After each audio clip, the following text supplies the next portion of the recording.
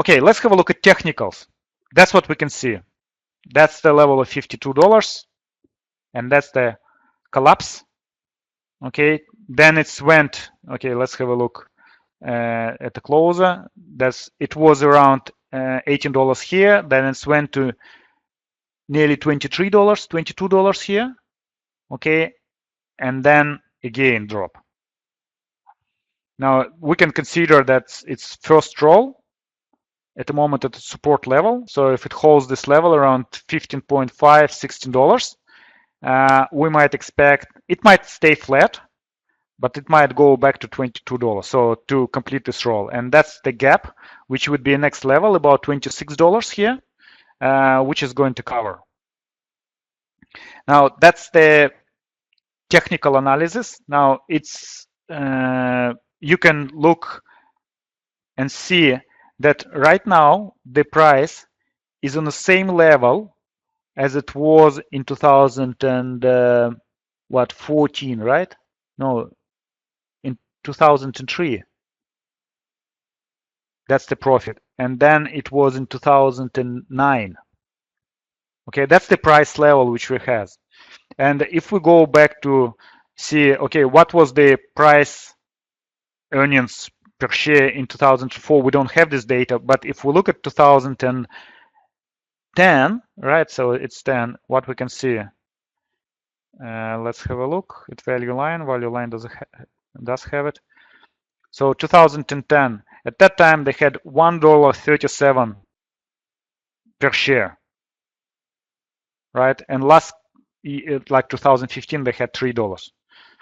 Okay, and that's where the share price was $15. So the question is, if the share earnings last year was twice as much in 2010, why the share price is the same? Okay, earnings twice as much, but the price is exactly the same. Okay, that's what we have to pay attention there. So probably company has weaker guidance, and now we're going to have a look at this. Now, let's summarize some weak and strong points of Syntel. So first of all, weak. Now we can see that it was a decrease in sales during last year, about 4%. Then decrease in operating profits for 18% during last year. Net loss in 2016 because of tax payment. Then we have negative book value, $1.6. And then we can see political illegal uncertainties regarding foreign workers visas. Now that's a negative part. So when we look at weak points, we have to think, okay, how is it affecting the future performance of the company? And we realized that sales, it was a general weakness on the market, because it's not only, remember when we analyze other companies in this sector which work in IT, they had weakness also last year, because majority of companies, big companies, they don't know what to expect from the new president, and what they do, they're trying to keep their budget, spending budget. But when they see, in any case, you have to update technology, you cannot keep it without investing, because otherwise you'll stay behind quite a lot. So people have to reinvest in these areas. So we can expect that if they had this slowdown, it might pick up later in the future. Okay, so decrease in sales, is it permanent or not? We don't know, but we have to take into consideration that company might stay flat for a certain period of time, right? Because we are not sure if it's going to grow or not, but we have to take into our projection models. Okay, then we have to look, okay, maybe earnings are going to be less, so we have to take into account when we make our projections. Okay, so that's the thing. We realized that net loss, it was one-time off loss, so it cannot affect the future performance. Negative book value, it cannot affect our future performance. Politically illegal uncertainties regarding foreign workers visas. Yes, they won't be able to bring guys to work for them in United States, but it means that they're going to outsource more to India.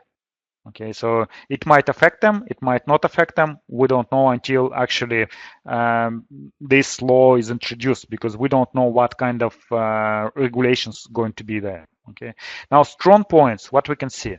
We definitely see that strong integration of Syntel's business and support activities with clients' businesses. So it's not just pure customer support, it's business processes.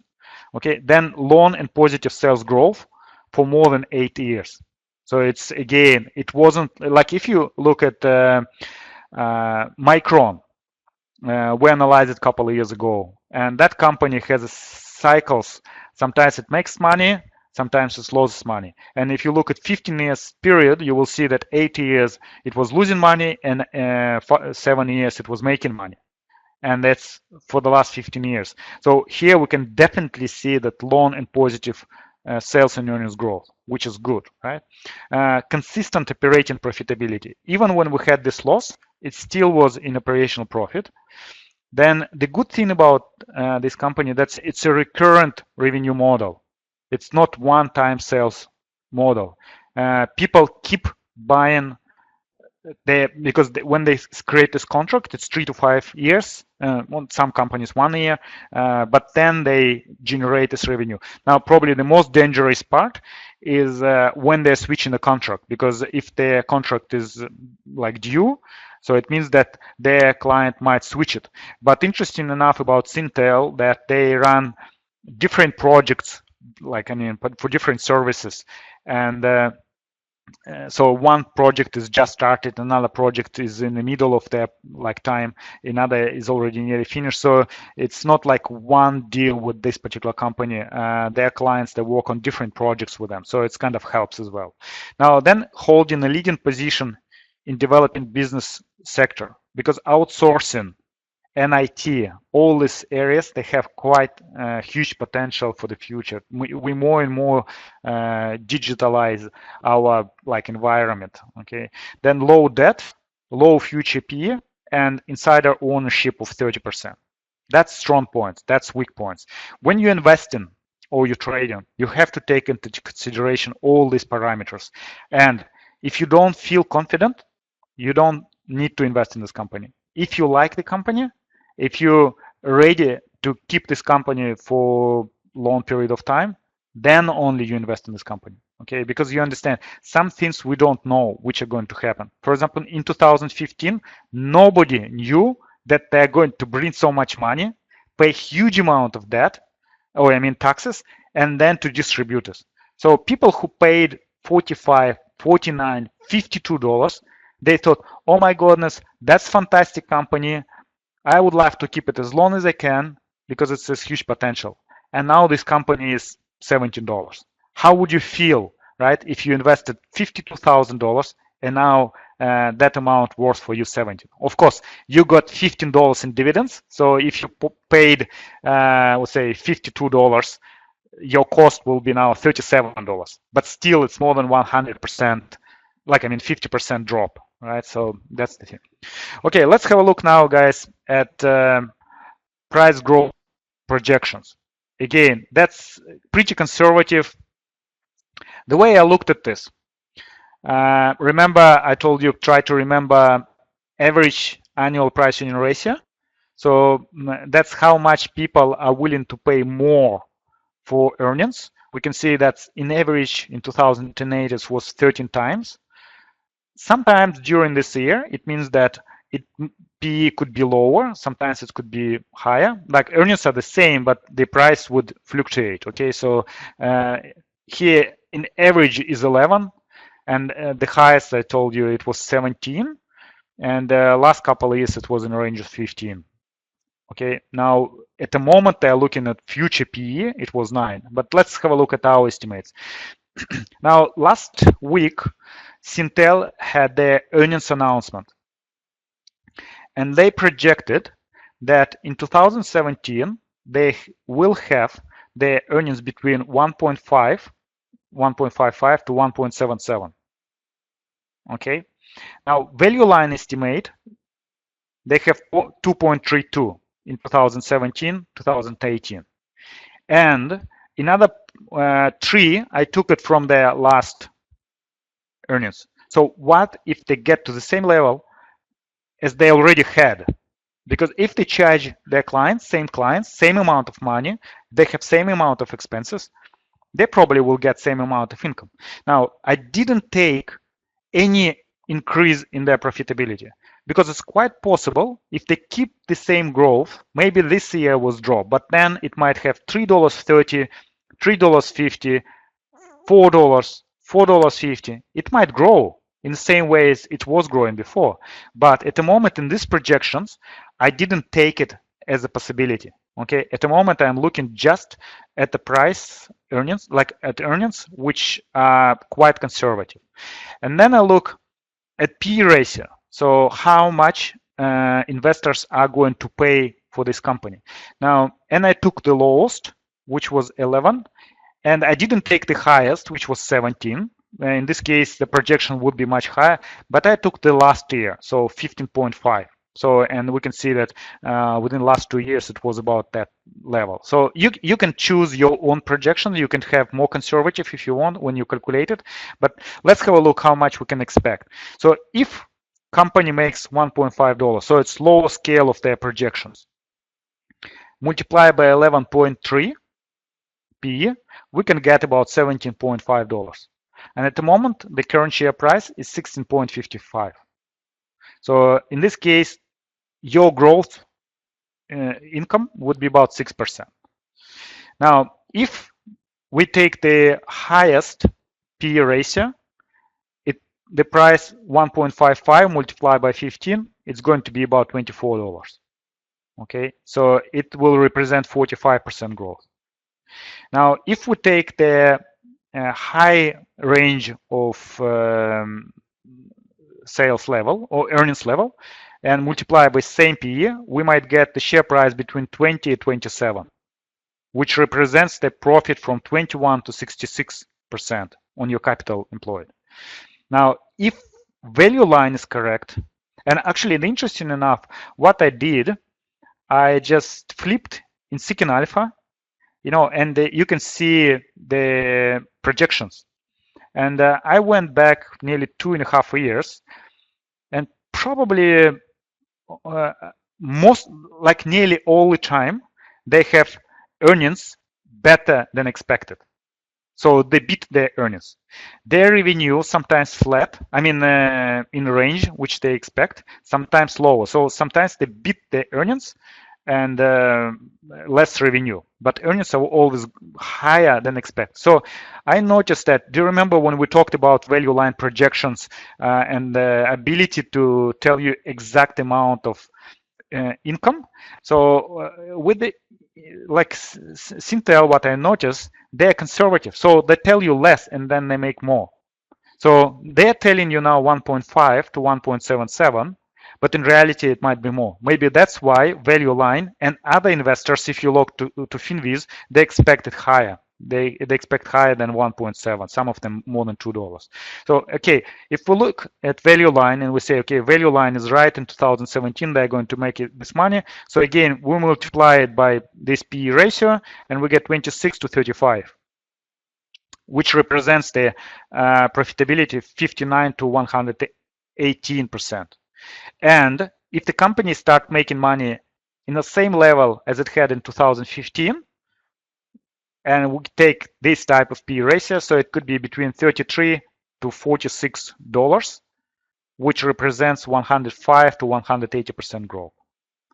Okay, and of course, it might happen something which affect the profitability, and it might drop even lower than $1.5. But I don't know what can happen right now, so I can see. So that's why I'm looking at what I have on my hands right now. Okay, so do you have, guys, questions regarding these calculations? Okay, perfect, all clear. Okay, so possible strategies. Based on that, what can we do?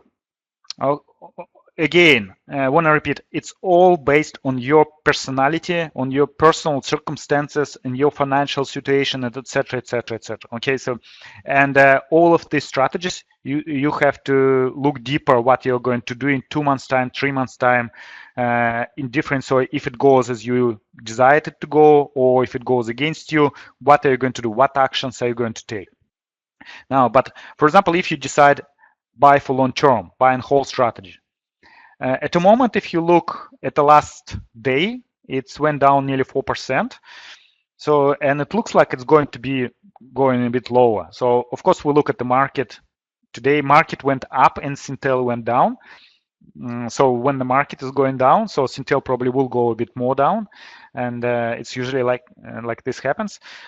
So we can expect it might go to 15.5 or even a bit lower, okay? But that's a support which it has already at the moment. So if you buy at 15.5, $16, and then you hold it at 26, 33, I didn't go to the highest levels of 46. So that's why I went to conservative one. So 11 PE, so 26 to 33.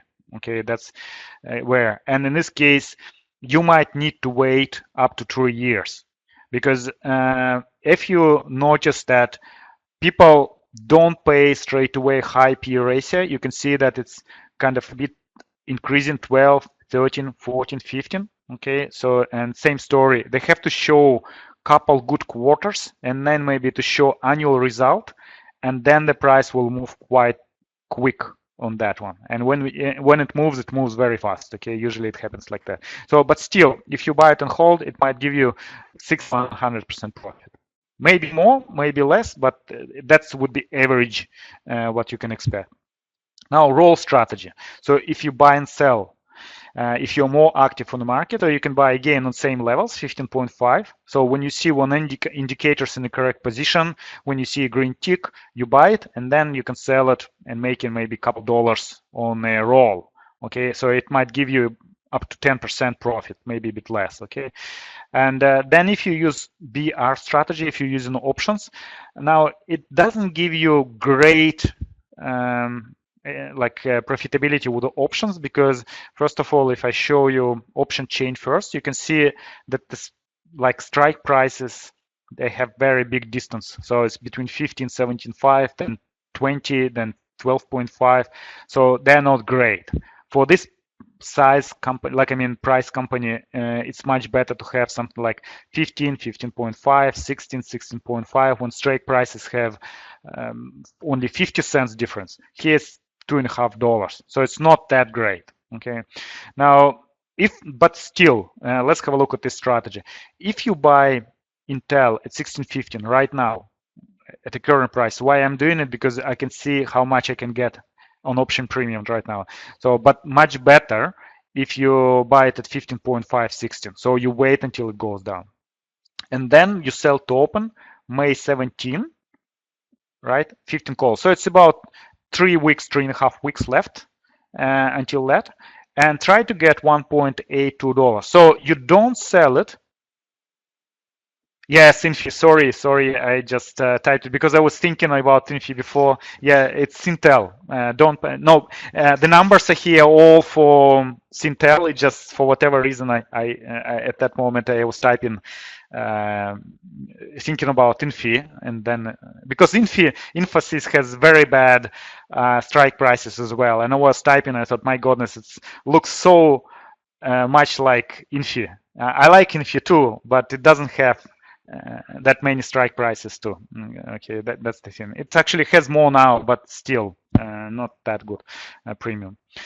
I thought great companies, but not much in premium. So, and I like invest in companies where I can, if I'm wrong, I still can sell covered calls and collect some premium. Okay, whereas in this particular case, it's practically impossible. And the reason that's what but still, you see, if you manage, let's have a look. The gap is huge. So you can see it's 1.45 to 0.6 bid and ask.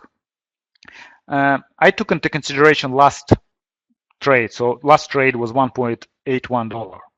So when I took the screenshot when the market was closed, so when the market opens, the gap might be less, but still you can see that the open interest is quite low, not that high, and but we got $1.8. So assuming that, and its strike price is $15. So what it means that we buy shares at 16.5, and then we sell $15 strike price. So we promise somebody that we're going to give away shares at $15. So it's $1.5 less, but we get $1.8. So it's like we bought it at 16.15 and instantly sold at 16.80, 30 cents profit. Now, if you buy it and then wait until it goes up a bit, you might sell it at higher level at $2 or maybe a bit more. Okay, that's this 30 cents on a $15 investment represents about 2%. So that's time value which you generate in profit. But the good thing about it that with 10% downside protection, the share price has to go 10% down from 16.15 to 15 or even lower for you to be in loss, in capital loss. Okay, imagine that if you do this strategy, what's your break-even price here? So if you do this transaction, what's your break-even price? Who can calculate? You bought at 16.50 and then you got $1.80. What's your break-even? Come on, guys. You paid 16.50 and then you collected $1.80. Yeah, correct. 14.70. So the company has to go, the price has to go below 14.70 before you have a loss, capital loss, because in this case you keep your shares and then you can sell another call for $15. That's a conservative strategy. Okay. Now, of course, if you believe that company can go up, you can sell $17.5 call. So you buy at current level, and then you have $17.5 call. In this case, you get 30 cents only. 30 cents on your invested $16.5. It will give you just a bit lower than 2%, 1.98%. Okay, but if it grows up, you get extra dollar on your 16.5 investment, which is nearly 6% probably profit in this stage. So you might get about 7% profit if it goes above $17.5. Okay, and that's what you have to consider when you use option premium. Are you going to be aggressive or are you going to be conservative? Okay, now, and another option which I usually use when I enter the position is selling naked puts. Okay, instead of buying and selling call, what I do, I will rather sell put, let's say $15 put, and I try to get more than right now. If we look at premium which we have right now, it shows that last price was 15 cents. Okay, last trade. Now, in reality, the volume open interest quite low here. The gap is there, so you might even not get this 50 cents. But if the share price goes to the levels which we expect, about $15.5, so $1 less, you might get this 25 to 40 cents. And the reason why I put this gap, because if it happens tonight or tomorrow night, you might get 40 cents. If it happens in a week, you might get only 25 cents. So the longer period you have to wait, the less time left until the expiration Friday, the less you're going to get. And it will give you 1.5 to 2.5% on profit of the capital employed. You have to keep $15 on your account, but you don't have to buy anything. And again, with 10% downside protection. Because if the share price has to go nearly 10% for you to have a loss. Because if the shares are put to you, break-even price would be $15 minus 25 or 40 cents, depends what you got. So yeah, it could be 14.75 or 14.6. That's what you can expect. This type of strategies you can use, guys, if you like this company and if you decide to invest in this company. Now, if you think that it's not enough for you, of course, you try to find something different, which is suitable for your line of investment. All right. Now, do you have any questions regarding these options? Like, I mean, regarding these strategies? Is everything clear? Okay, great.